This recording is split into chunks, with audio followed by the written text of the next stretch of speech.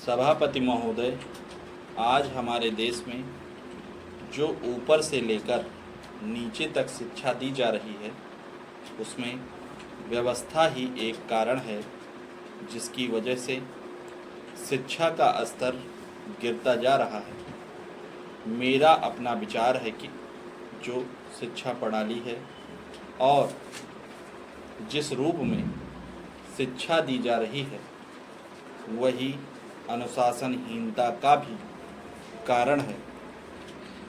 अपने देश और प्रदेश में हर एक की अपनी अपनी भाषा है और वह बालक जो इस देश में पैदा हुआ है, जो अपनी मातृभाषा की गोद में पला है,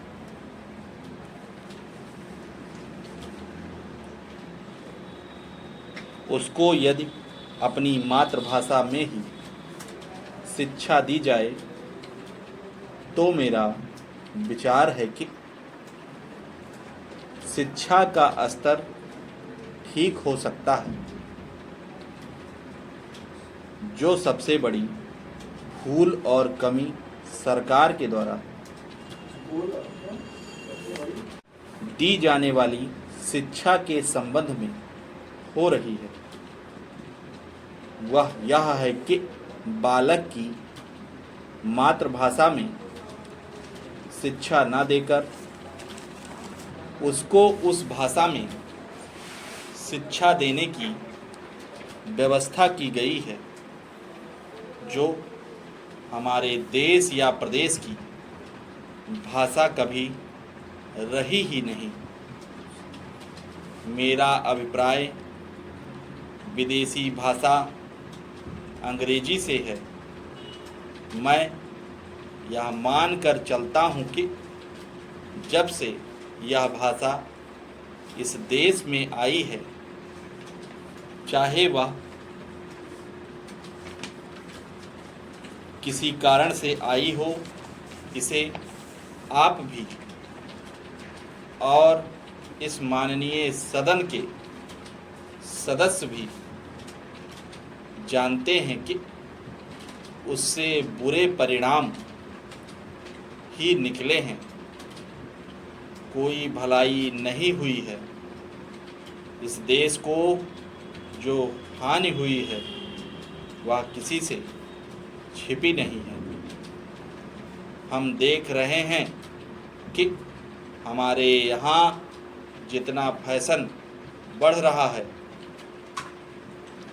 और जितनी वेशभूषा बिगड़ रही है, वह सब अंग्रेजी भाषा के ही कारण है। जिस समय यहाँ पर अंग्रेजों का राज्य था, प्रायः यह देखने को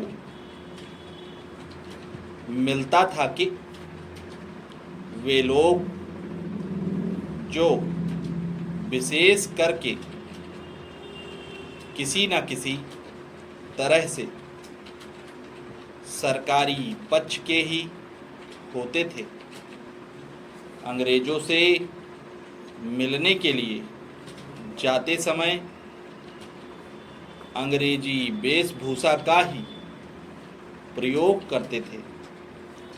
परंतु यह इस प्रदेश और इस देश का दुर्भाग्य है कि अंग्रेजों का राज्य समाप्त हो जाने के बाद भी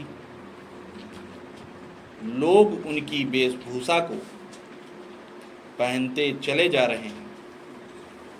इससे जो प्रभाव हमारे देश के फैशन पर पड़ा, उससे लाभ के बजाय हानि ही हुई है और हो भी रही है।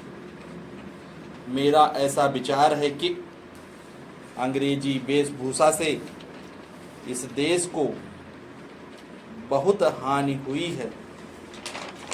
भारत की गौरवपूर्ण सभ्यता और संस्कृति के संरक्षण पर पर्याप्त ध्यान देने की आवश्यकता है। स्टॉप।